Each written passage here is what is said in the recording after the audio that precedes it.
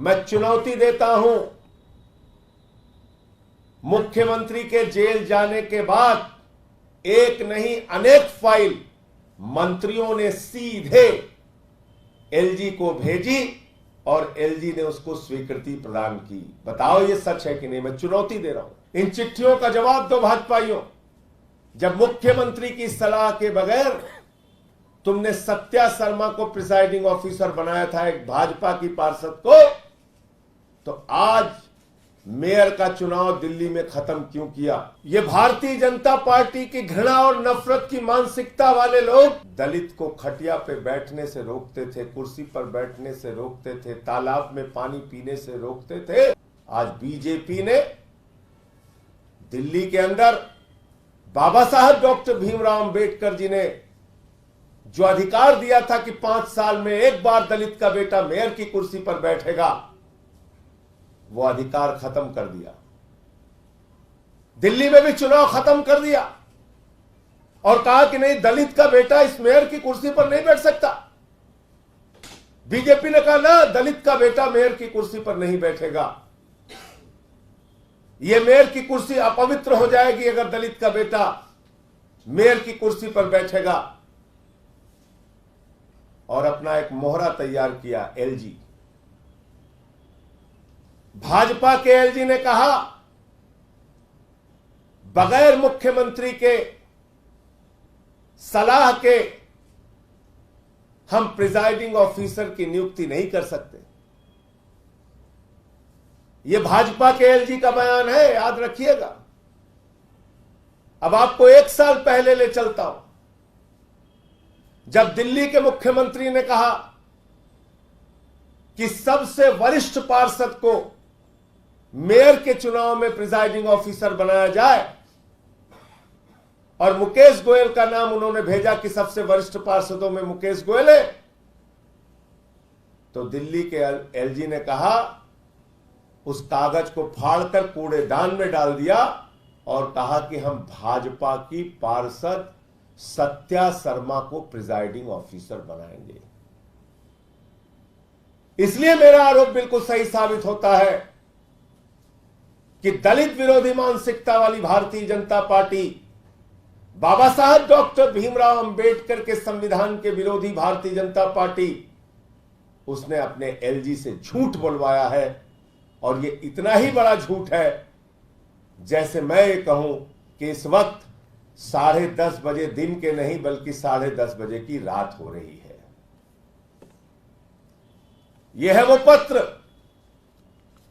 जहां मुख्यमंत्री की सलाह के बगैर, ये पत्र आपको दे देंगे अभी, जहां मुख्यमंत्री की सलाह के बगैर सत्या शर्मा को नियुक्त किया गया प्रिजाइडिंग ऑफिसर मेयर के चुनाव में, बगैर मुख्यमंत्री के सलाह को माने हुए।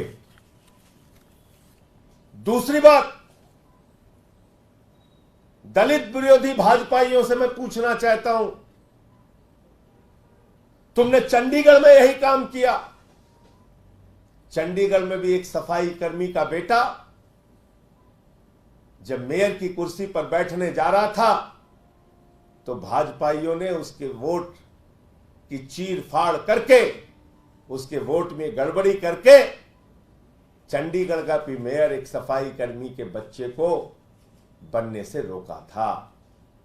यह भूलेगा नहीं देश का दलित समाज का व्यक्ति, वंचित समाज का व्यक्ति, पिछड़े समाज का व्यक्ति, आदिवासी समाज का व्यक्ति। इतनी नफरत है तुम लोगों के मन में, इतनी घृणा है तुम लोगों के मन में। आज भी मंदिरों में प्रवेश से रोकते हो। आज भी दलित का बेटा गुजरात के अंदर गेंद छू लेता है तो उसका अंगूठा काट लेते हो।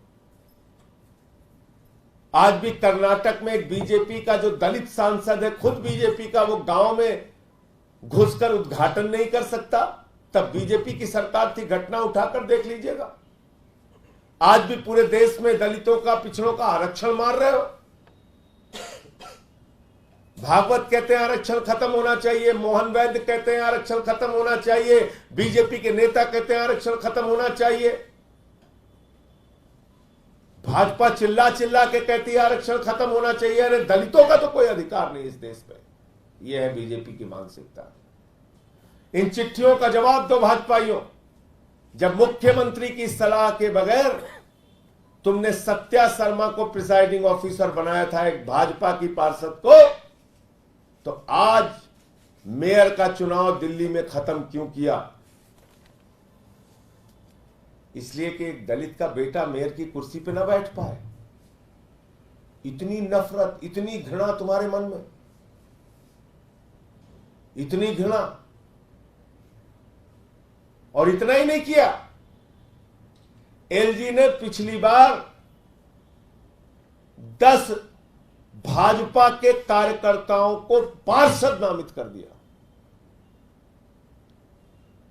उसका भी कागज अभी आपको दे रहे हैं। ये 10 भाजपा के कार्यकर्ता हैं जिनको पार्षद बना दिया। पूछो भाजपा के एलजी से कि मुख्यमंत्री ने जिन नामों को पार्षद नामित करने के लिए भेजा था, उसके खिलाफ जाकर भाजपा के एलजी ने 10 पार्षद बीजेपी कार्यकर्ताओं को बना दिए। और मामला सर्वोच्च न्यायालय में गया। सर्वोच्च न्यायालय ने कहा, और सिर्फ पार्षद नहीं बनाया भाजपा के एलजी ने, इनको वोटिंग का अधिकार दे दिया। सर्वोच्च न्यायालय ने कहा नामित लोगों को वोटिंग का अधिकार नहीं है। और आज भी यह मामला, पार्षदों की नियुक्ति का मामला, पार्षदों को नामित करने का मामला कोर्ट में लंबित है, जिसके कारण से स्टैंडिंग कमेटी का चुनाव नहीं हो पा रहा। तो इसलिए मैं दोहरा रहा हूं इस बात को कि आज पूरी दिल्ली और पूरे देश ने देख लिया। और मेरी बात जो मैं बार बार कह रहा हूं, फिर दोहरा रहा हूं, भारतीय जनता पार्टी बाबा साहब डॉक्टर भीमराव अंबेडकर के द्वारा लिखे गए संविधान को खत्म करना चाहती है। भारतीय जनता पार्टी इस देश के अंदर दलितों, पिछड़ों, शोषितों, वंचितों के लिए, आदिवासियों के लिए संविधान में दिए गए आरक्षण को खत्म करना चाहती है। बाबा साहब डॉक्टर भीमराव अंबेडकर के संविधान के द्वारा चुनाव में दलितों को दिए गए आरक्षण को खत्म करना चाहती है। भारतीय जनता पार्टी बाबा साहब भीमराव जी के नहीं बल्कि भागवत के संविधान को लागू करना चाहती है। और भारतीय जनता पार्टी संविधान खत्म करके, आरक्षण खत्म करके देश के अंदर चुनाव खत्म करना चाहती है।